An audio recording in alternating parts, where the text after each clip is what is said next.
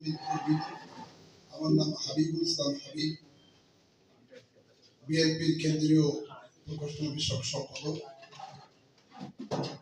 এবং আমি দুইবার জাতীয় সংসদের সংসদ সদস্য নির্বাচিত হয়েছিলাম। ছাত্র জীবনের থেকে আমার রাজনীতি শুরু। বিশ্ববিদ্যালয়ের সামরিক শাসনের বিরুদ্ধে আন্দোলনে আমার যাত্রা শুরু। আমি একটি হলের ভিপি নির্বাচিত হয়েছিলাম। ডাকসুতে বাংলাদেশের দ্বিতীয় পার্লামেন্ট, সেই পার্লামেন্টের আমি বিজ্ঞান মন্ত্রী সম্পাদক ছিলাম। ধন্যবাদ। কেন? ধন্যবাদ। আপনারা জানেন যে 2002 সালের 30 অগস্ট যেদিন মাননীয় বিরোধী দলের নেত্রী শেখ হাসিনা সাতক্ষীরা এসেছিলেন, খুলনা হয়ে সাতক্ষীরা এসেছিলেন, এখানে সাংবাদিকদের সাথে বৈঠক করে তাদের নিয়ে কথা লাগিয়েছিলেন। এবং সেখানে আপনারা জানেন যে একজন ধর্ষিত হয়েছিল গ্রামে, মাহফুজা, তাকে কেন্দ্র করে গ্রামের সমস্যাটি উনি এসেছিলেন। এবং যাওয়ার পথে কলারওয়াল, এবং এই কলারওয়াল যাওয়ার পথে তিনি যখন যান, তার আগের কিছু ঘটনা না বলে নয়, কলারওয়াল 2000 সালের এসএসসি পরীক্ষায় 4 জন মারা যায়। সেখানে এর প্রতিবাদে দেশনেত্রী সাবেক প্রধানমন্ত্রী এসেছিলেন কলকাতাতে, তাকে তার ব্যারিকেড দেওয়া হয়, গাড়ি তার সমস্ত মঞ্চ ভেঙে দেওয়া হয়, গেটগুলো ভেঙে দেওয়া হয়, ঘোষণা দেওয়া হয়েছিল খালেদা জিয়াকে ঢুকতে দেওয়া হবে না। একটি পয়েন্ট। দ্বিতীয় পয়েন্ট হলো বন্যার্ত মানুষের জন্য দেশনেত্রী বেগম খালেদা জিয়া কলারওয়াল প্রোগ্রাম দিয়েছিলেন, এবং একই দিনে শেখ হাসিনা মাননীয় প্রধানমন্ত্রী তিনি প্রোগ্রাম দিয়েছিলেন। এবং তার প্রোগ্রাম ছিল 2টায়, খালেদা জিয়া বিরোধী দলের নেত্রী হিসেবে প্রোগ্রাম ছিল 10টা। আমরা আমাদের মাননীয় সাবেক প্রধানমন্ত্রী বিরোধী দলের নেত্রী তিনি খবর নিয়ে জানতে পারেন যে আমার প্রোগ্রামটা ছিল প্রথমে, এরপরে প্রধানমন্ত্রী প্রোগ্রাম দিয়েছিলেন। আমি সেই এলাকার এমপি হিসাবে মহাসংকটে পড়েছিলাম। আমাকে যদি নেত্রী বলে যে আমি যাব, তখন তো আমার কিছু করার থাকে না। এ কারণে নিয়ম ছিল যে প্রধানমন্ত্রীর আগেই বিরোধী দলের নেত্রীর প্রোগ্রাম, তাকে 9 ঘন্টা ঝাউডাঙ্গার মাটিতে আটকে রাখা হয়। এবং শুধু আটকে রাখা হয় না, তিনি ফিরে যান। নেত্রী মাননীয় প্রধানমন্ত্রী এসেছিলেন শেখ হাসিনা, এবং আমরা আমাদের সকল স্টেজ এবং জিনিসপত্রগুলো প্রশাসন ভেঙে চুরমার করে দেয়। আমাকে প্রথম পর্যায়ে গ্রেপ্তার করে, পরে ছেড়ে দেয় প্রোগ্রামের স্বার্থে। তারপরে রাত্রের পরে তাণ্ডব শুরু হলো। আমি সহ 39 জনের নামে জলনিরাপত্তা আসামি করা হলো। একদম নিষ্পাপ ছিলাম। সেই আসামিরা আমার সাথে জেলে গিয়েছিল, আমরা বীরের মধ্যে ফিরে এসেছিলাম। এবং আমি পরবর্তীতে এমপি হওয়ার পরে মাহফুজা ধর্ষণের ঘটনাটি ঘটে, এবং সেই মাহফুজা ধর্ষণের ঘটনার দিন বিশ্বাস করে সেই ঘটনা আজও কোনো বিচার হয়নি।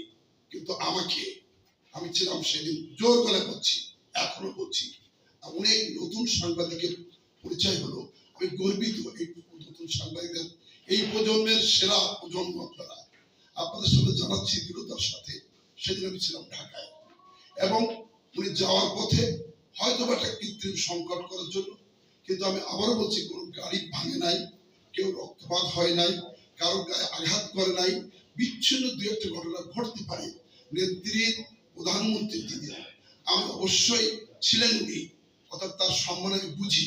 সে কারণে এখানে আমি তো ঢাকায় থেকেও নিয়ন্ত্রণ করার চেষ্টা করেছিলাম। এখন প্রশাসন আমাকে বলেছিল কোনো দুর্ঘটনা ঘটবে না। তখন রফিক সাহেব ছিলেন, ডিসি সাহেব ছিলেন আব্দুল মতিন, বলে স্যার আপনার নির্বিঘ্ন থাকেন। আমি ঢাকায় বারবার চেষ্টা করেছি, 5 স্তরের তার স্পট ছিল, সেই স্পট নিয়ে তিনি ভালোভাবে যশোর করতে গিয়েছিলেন।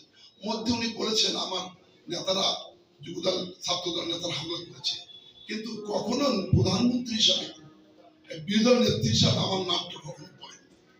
পরবর্তীতে পত্র পত্রিকার সাথে এবং লোকাল, আমি সত্য ঘটনায় বলি ভাই, সত্য ঘটনা হলো সেখানে আমাদের সাংবাদিক এয়ারআপের সাথে একবার ফ্রি, আপনারা তা চেনেন, এর সাথে ওখানের যুবদলের নেতার সাথে বার্গেনিং হয় এবং এক পর্যায়ে তার সাথে তর্কতর্ক হয়। তখন বিরোধী দলের নেত্রী যশোর পর্যন্ত পৌঁছে গেছে। এই সময়ে এখানে সকল সিনিয়র সাংবাদিক সুভাষ দাদা তিনি ইন্তেকাল করেছেন, তার আত্মার মাগফিরাত কামনা করছি, এবং কল্যাণ ব্যানার্জি, রামকৃষ্ণ, মিজানুর রহমান, সাতক্ষীরা সকল সিনিয়র সাংবাদিকরা তার সাথে রামকৃষ্ণ সকলে গিয়েছিলেন এবং তারাও জানেন যে কলকাতায় কোনো মারামারি হয়নি, তবে কিছু লোক বিক্ষোভ করেছিল। আমি এই দুটো ঘটনা বলেছি যে আমরা কিন্তু সেদিন ক্ষমতা আসার পরে এই যারা আজকে আমাদের মধ্যে মিথ্যা সাক্ষী দিয়েছে কারণ আমি কেস করি। 2002 সালের ঘটনা পরীক্ষা কেন্দ্রে, 2000 সম্ভবত নভেম্বর মাসের ঘটনায় আমি কোনো এত বড় দুর্ঘটনায় আমার নিজের ভাইও আহত হয়েছিল, কোন কেস করিনি। আমি কেসে বিশ্বাসী নই। সে কারণে পরবর্তীতে আপনারা জানেন নেত্রী নির্বিঘ্নে চলে গিয়েছিলেন। পরে থানার মধ্যে আমাদের যুবদলের নেতা হাবিব, যারা হাবিব বলে নাকি সাংবাদিক, তার বন্ধু ছিল, তার সাথে তার কথা হয়। এই সাংবাদিকরা একটা কেস করেছিল থানার মধ্যে, সেই কেসের কিন্তু কোনো খবর নাই। অথচ মাহফুজার ধর্ষণ হলো, তার কোনো বিচার আয়োজন হয়নি। ক্ষমতায় প্রায় 15 বছর চালিয়েছে, কিন্তু আমাকে পরিকল্পিতভাবে আমাকে 70 বছরের সাদা উপর থেকে লিখে এখানে দেওয়া হলো। প্রথম মনে করেছিলাম এই কেসে ছিলাম না, এবং এখানে বিবিসি, ভয়েস অফ আমেরিকার সাথে আমি সাক্ষাৎকার ঢাকায় বসে দিয়েছি। কল্যাণ ব্যানার্জি তিনি এখানে প্রখ্যাত সাংবাদিক, তিনি আমার সাক্ষাৎকার নিয়েছিলেন ঢাকাতে মোবাইল করে। আমাদের সুভাষ দাদা দীর্ঘ সময়ের পরিক্রমায় এই রাজপথে তিনি ছিলেন, তিনি ইন্তেকাল করেছেন, তাই তিনিও আমার ঢাকার সাক্ষাৎকার নিয়ে বলেছিলেন যে হাবিবুল ইসলাম, আপনি কি চান? আমি আগামীকাল সাতক্ষীরা প্রেস ক্লাবে আসবো, যদি কোনো সাংবাদিকের সাথে ঘটনা ঘটে অবশ্যই তার দৃষ্টান্ত শাস্তি হবে। ইতিমধ্যে সুভাষ দাদা থানায় কেসও করেছিলেন 5 জনের নামে, কিন্তু সেই ঘটনাকে গুলি, বোমা, অস্ত্র দিয়ে পত্রিকা আসলো। যা আমাদের ছেলেদের কিছু ভুল হতে পারে, কিন্তু আমি জনগণের নেতা হিসাবে, আমি ডাকসুর নেতা হিসাবে, আমি একজন জনপ্রতিনিধি হিসাবে এই ধরনের নেত্রীর সাথে কোন রকম বিরাদি করার সাহস পাইনি। 9 বছর সামরিক শাসনবিধি আন্দোলন করেছিলাম, যেহেতু আমাকে বলেছে সেই সামরিক শাসনে আমি গুলিবিদ্ধ হয়েছিলাম 23 অক্টোবর, নভেম্বর, আর 25 তারিখে আমাদের দল থেকে বিবহিষ্কার হয় অনেকেই। 27 তারিখে মিলন মারা যায়, ডাক্তার মিলন। 28 তারিখে দেশে কার্ফিউ জারি হয়। 4 তারিখে এর সাথে পদত্যাগ করতে বাধ্য হয়। এত বড় দায়িত্ব পালনের পরে কলকাতার মাটিতে আমি থেকে তারপরে হামলা হবে, এটা বিশ্বাস করি না, এটা মিথ্যা।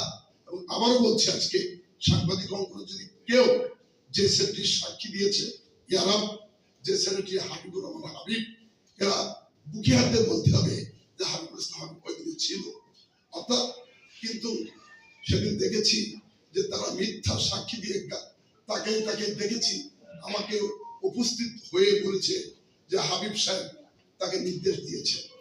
আমি আরেকটা উল্লেখ করতে চাই, প্রয়াত মুনসুর আহমেদ সাহেব আওয়ামী লীগের সভাপতি ছিলেন, জেলা পরিষদের চেয়ারম্যান ছিলেন। তিনি প্রথম সাক্ষী দিলেন 17 তারিখে। তিনি সাক্ষীতে বললেন কলাবাদ এই নেত্রী গিয়েছিলেন, কিছু ছেলেরা প্রতিবাদ করেছিল, নেত্রী নির্বিঘ্নে আমরা তাকে যশোর পর্যন্ত পৌঁছাই দেই। আমাদের সুভাষ দা একই কথা বলেছিলেন, কিন্তু পরবর্তীতে সেই মুনসুর আহমেদকে আবার 23 তারিখে বলা হলো তোমাকে এই কথা বলতে হবে কি হাবিবের নেতৃত্বে এখানে নেত্রীর পরে হামলা হয়েছে। এটা আমার সচক্ষে দেখলাম, তাই আমি দুটো মানুষকে স্মরণ করে দিতে চাই।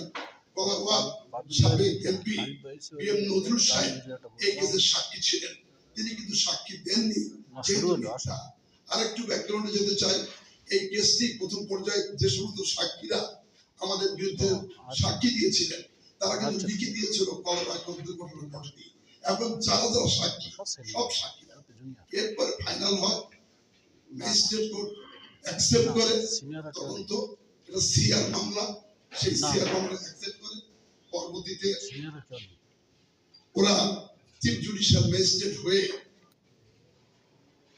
বিজ্ঞ জজ আদালতের নারাজি দেয়, সেই নারাজিতে সেখানে আমেরিকার কেন্দ্রীয় নেতারাও ছিলেন এবং সেখানে নিষ্পত্তি হয় এবং অ্যাকসেপ্ট হয় নারাজি, আপনারা জানেন। তারপরে তারা হাইকোর্টে কেস করেছিল, কেস করে আমাদের, আমি আরেকটা কথা বলতে চাই, হাইকোর্টে কেস রেখে দেন পেন্ডিং করে। 15 সালে 14 সালে 8 সালে ক্ষমতা এসেছে আমেরিকা, 8, 9, 10, 11, 12, 14 সালে গিয়ে তারা রিভিউ করে এবং সেকে বলে যে আমরা মিথ্যা সাক্ষী দিয়েছিলাম। যাই হোক, আজকে বলেছেন নেত্রীর সাথে আপনারা হামলায়, আমি আবারও বলছি 12 বছর পরে 2টা জব্দার কোটা, 3টা আর 2টা বন্দুকের গুলি, সম্ভবত পিস্তলের গুলি, এইটা দিয়ে আমাকে আজকে মাননীয় প্রধানমন্ত্রী বলে হামলার আসামি করা হয়। তখন যখন কেস হয় জিয়ারে, তখন আমার নাম ছিল না। যখন 15 সালে ইনায়েতুর রহিম সাহেব তিনি জাস্টিস হিসাবে এই কেসটা নিতে বলেন, কোর্ট তখন আমার নামে এফআইআর হয়নি। চার্জশিট দেওয়ার সময় আমার নামটা দেওয়া হলো। আপনার কাছে প্রশ্ন রাখলাম, আর কোন সাংবাদিক এখনো যদি বলতে পারে, সিনিয়র সাংবাদিক 2-4 জন আছে এখানে, যে হাবিব সাহেব ছিল, তা আমি কখনো আপনার সাথে দাঁড়িয়ে কোনো কথা বলবো না, রাজনীতিও করবো না। কিন্তু আমার প্রশ্ন হলো, যারা মিথ্যা সাক্ষী দিল, কথায় বলে ইন্নাল মুনাফিকিনা ফি দারকি আসফালি মিনান নার, যিনি মিথ্যা সাক্ষী দেন এবং মিথ্যা কথা বলেন, আবার মিথ্যা কেস দেন, আল্লাহ তার নিকৃষ্টতম স্থান তার। আর পরবর্তীকালে পরকাল যদি হয়, তাহলে দুজকের সর্বনিম্ন স্তরে থাকবে। আমি মিথ্যা বিশ্বাসী না, মিথ্যা কেস করা বিশ্বাসী না বলে আমি কিন্তু এই কেসগুলো কখন করিনি। যাই হোক, আমি আবার বলছি, আজকে আপনারা জানেন যে 2টা জব্দার কোটা দিয়ে 30 বছর সাজা হতে পারে, 3টা জব্দার কোটা দিয়ে 2টা বন্দুকের ঘুষা, পিস্তলের গুলি, এইটা বলে আমাকে 30-60 করে যোগ করে বলা হলো 60 বছর আর 10 বছর 5টা ধারায় আমাকে সাজা দেব। আমার জানা নেই পৃথিবীর পুরো জায়গায় এইভাবে একজন প্রতিহিংসার শিকার হয়ে আমি এই কলরায় লড়েছি এবং আমার বিশ্বাস বাংলাদেশের আমার মতো নির্যাতিত কেউ হতে পারে না। আমার বিশ্বাস, আমি সেটা রাজনৈতিকভাবে মোকাবেলা করেছিলাম বলে আমি অনেক জায়গায় বলেছি। আমার আমেরিকান ভিসা ছিল, কানাডার ভিসা ছিল, কিন্তু আমি এদের সাথে আপোষ করিনি। মিথ্যা কেসের বিরুদ্ধে লড়াই করে কামিয়াব হয়েছি, বলেছি আজকে জেলে যাচ্ছি, অবশ্যই দিনের পেশে আপনাদের মধ্যে ফিরে আসবো। অর্থাৎ আপনাদের ধন্যবাদ আপনাদের সুন্দর প্রশ্ন করার জন্য।